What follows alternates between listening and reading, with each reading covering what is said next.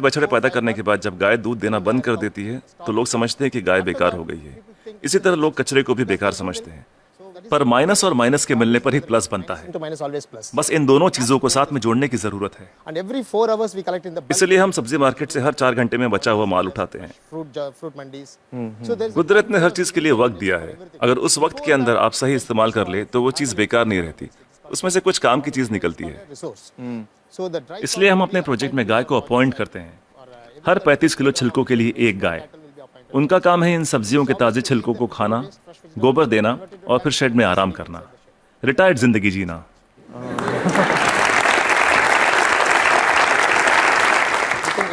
सिर्फ 8 घंटे में सारा कचरा घट के गोबर के रूप में 1/4 हो जाता है और इस गोबर में काफी मात्रा में ईंधन वाली मीथेन गैस होती है। हम तुरंत गोबर को बायोडाइजेस्टर में डाल देते हैं। इसमें से मीथेन गैस निकल जाती है और हमें बिना मीथेन के गोबर का एक घोल मिलता है। इसको हम तुरंत केचुओं के हवाले कर देते हैं। केचुए उसे खा लेते हैं और उनके पेट से जो बाहर आता है उसे कहते हैं वर्मी कास्ट। ये दुनिया की सबसे बेहतरीन खाद होती है। दुनिया की सबसे बेहतरीन खाद। इसे ब्लैक गोल्ड या काला सोना भी कहा जाता है। खेती के लिए बहुत अच्छा है। अगर बैक्टीरिया वाले तरीके से खाद बनाएं तो इसमें 45 दिन लग जाते हैं। और यहाँ देखिए, सोमवार की सुबह 6 बजे माँ सब्जियां काटती है, 9 बजे गाड़ी आकर उसका बचा हुआ हिस्सा ले जाती है, 10:30 बजे हम वो गाय को दे देते हैं, शाम 6 बजे तक गोबर निकल आता है।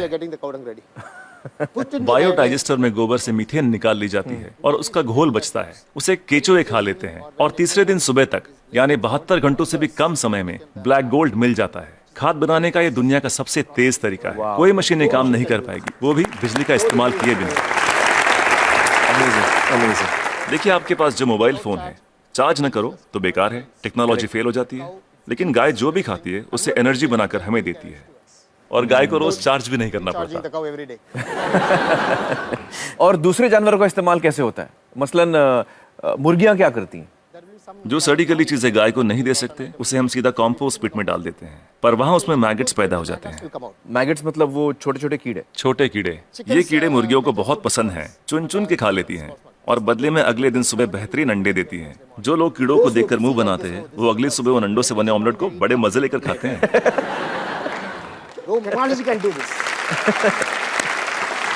कोई टेक्नोलॉजी, कोई मशीन ये नहीं कर पाएगी।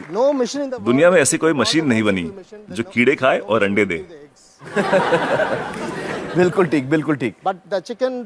लेकिन हर चीज में जहाँ कुछ खूबियाँ होती हैं वहाँ कुछ खामियां भी होती हैं। ओके। मुर्गियों के साथ एक परेशानी है, आप चाहे पूरा दिन उनसे काम ना लें, आराम करने दें, फिर भी वो रात को काम नहीं करेंगी। तो रात को कौन काम करता है? रात को हमें मेंढक को काम पर लगाना पड़ता है और वो सिर्फ नाइट ड्यूटी ही करते हैं।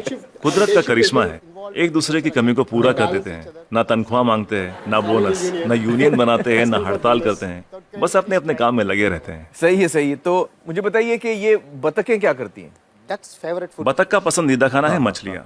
अब मछली बाजार का कचरा म्युनिसिपैलिटी के लिए सरदर्द होता है, पर वही मछलियाँ बतख के लिए दावत हैं। तो अगर आप हर 3 घंटे में मछली बाजार का कचरा उठा के बतखों को दे दे तो ये तुरंत हजम कर लेंगी। 15-20 मिनट में सब कुछ सफाचट, और कचरा अगले दिन बतखों के खूबसूरत अंडों में तब्दील हो जाएगा।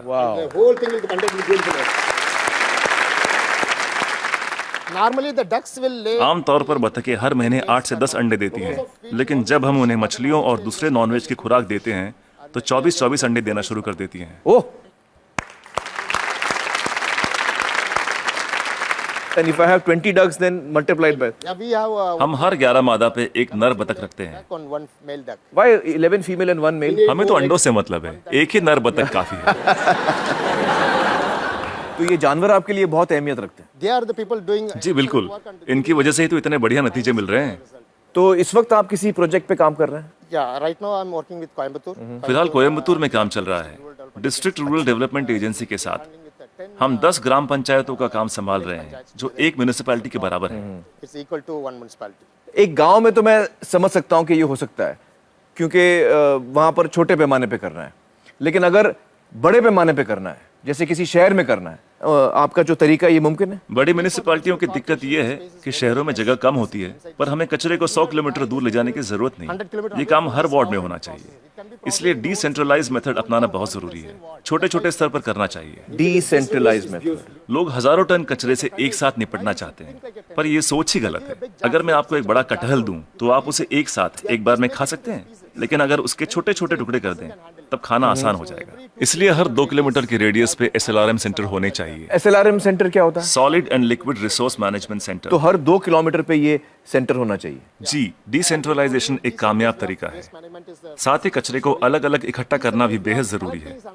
मिसाल के तौर पर सलून में से सिर्फ 6 तरीके का कचरा निकलता है।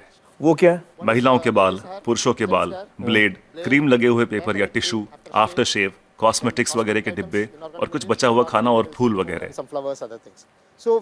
हम नहीं चाहते कि ये चीजें बाकी का कचरा ले जा रहे ट्रक में मिलाई जाए। इसके लिए अलग गाड़ी होनी चाहिए। जैसे मुंबई में करीब 2000 सलून्स होंगे। एक गाड़ी सब जगह घूम के ले लेगी। हर इलाके के लिए एक छोटी गाड़ी। हाँ, अलग अलग एरिया के लिए अलग अलग गाड़ियां होंगी। हाँ, जी, सिर्फ सलून के लिए। दिन खत्म होने से पहले सब बिक जाएगा। आज की तारीख में दुनिया का सबसे कीमती कचरा है महिलाओं के बाल। 2500 रुपए प्रति किलो। वाह वाह।